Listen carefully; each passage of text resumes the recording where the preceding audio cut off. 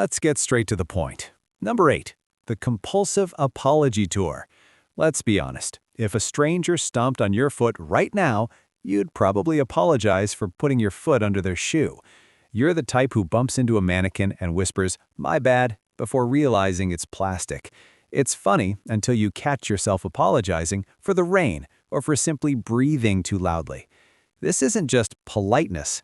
It is a survival tactic known as the Fawn response. If you grew up in a home where the emotional climate was more volatile than a crypto market, you learned that saying sorry was the quickest way to defuse a bomb. If you preemptively took the blame, maybe the yelling wouldn't start. Your brain, specifically the amygdala, got stuck in a loop of threat detection. It decided the safest way to survive was to become a proactive doormat. You learned your existence was an inconvenience, so you treat your life like a guest who overstayed their welcome. Neuroscience confirms this constant appeasement floods you with cortisol. But here is the truth. You are allowed to take up space. You don't need to apologize for having needs. Save the apologies for real crimes, like microwaving fish in the office kitchen. Number 7. The paralysis of infinite choice. Have you ever stared at a dinner menu with the intensity of a bomb disposal expert trying to cut the red wire? You look at the burger, then the salad, and suddenly you spiral into an existential crisis. You eventually ask the waiter, "What do you recommend?" Not because you care about their culinary opinion, but because you are terrified of making the wrong call. If you pick the soup and it's cold, you don't just feel annoyed, you feel a deep sense of failure. Welcome to decision paralysis.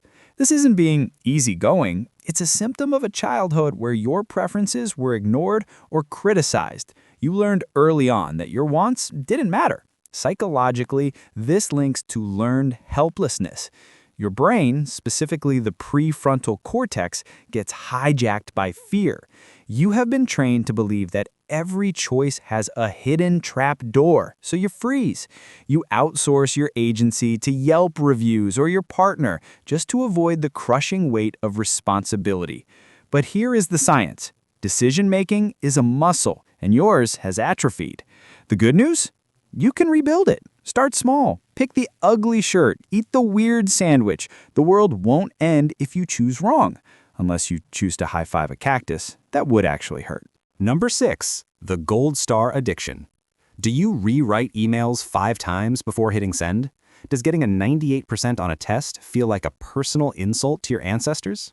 If you treat every minor task like you're defusing a nuclear warhead, welcome to the club. You aren't just detail-oriented, you are running on the fumes of conditional love. In a neglectful environment, being good wasn't enough.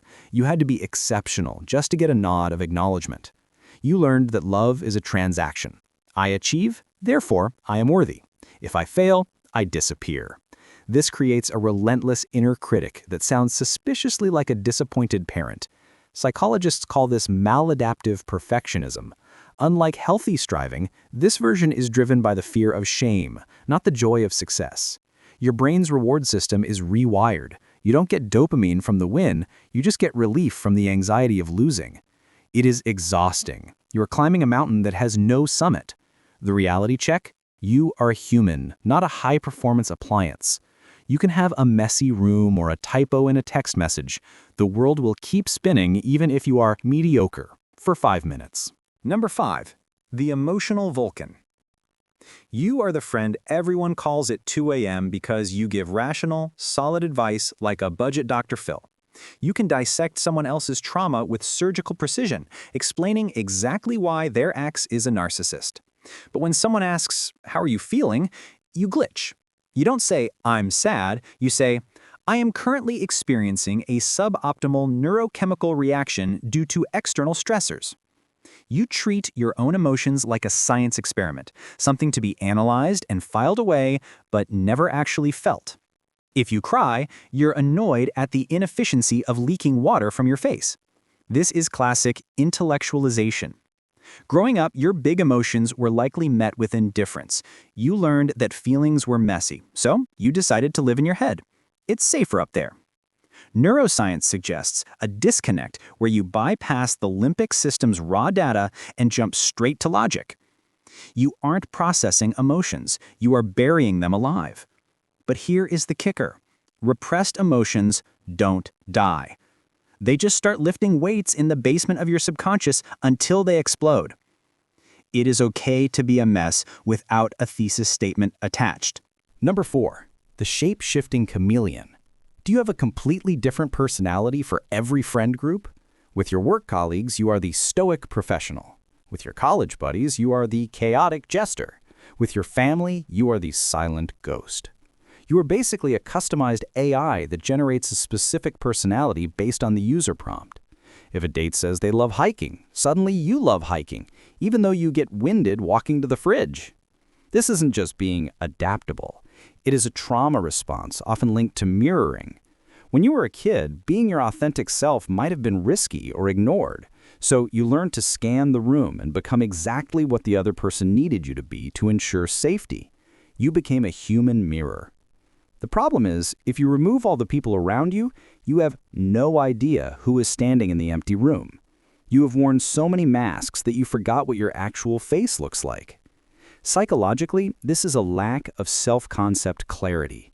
Your brain is wired to prioritize social survival over authenticity because historically, rejection felt like death.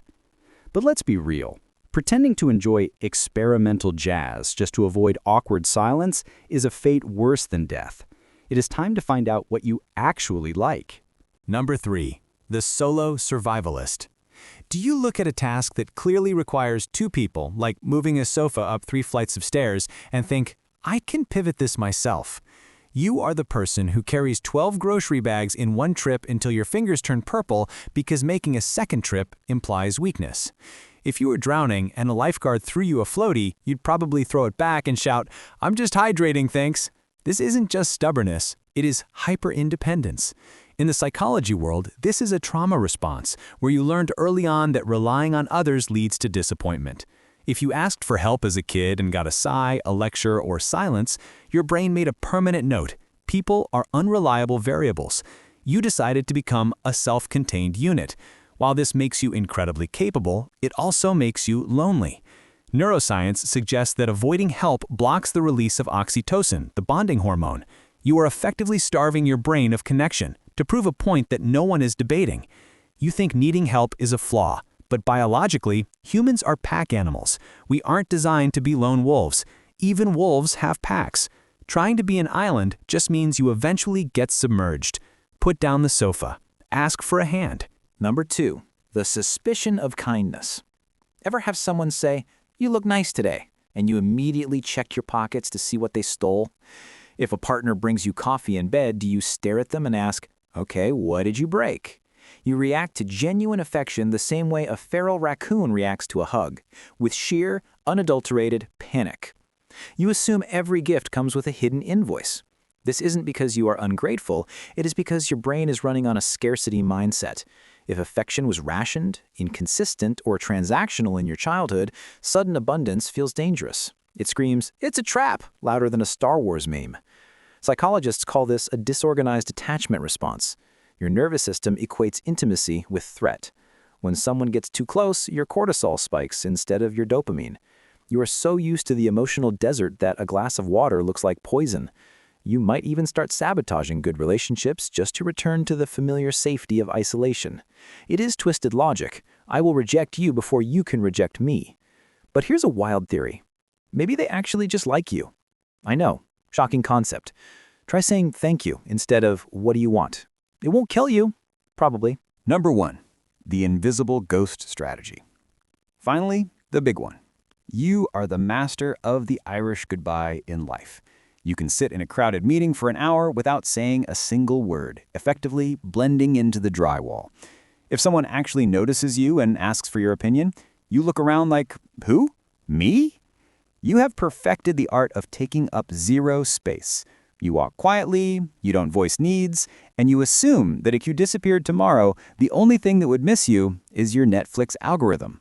This isn't introversion, it is erasure. In a neglectful childhood, being visible often meant getting yelled at, or worse, being ignored completely. So, you learned that safety equals invisibility. You built a bunker inside your own head. Psychologically, this is deep-seated toxic shame. You don't just feel like you made a mistake, you feel like you are the mistake. Your brain perceives being seen as a biological threat, keeping your true self locked away in a safe. But here is the reality check. You are not a ghost. You are a person with mass and volume. The world doesn't need a hologram of you. It needs the real version, glitches and all. Invisibility kept you safe back then, but now it just keeps you lonely. Step into the light.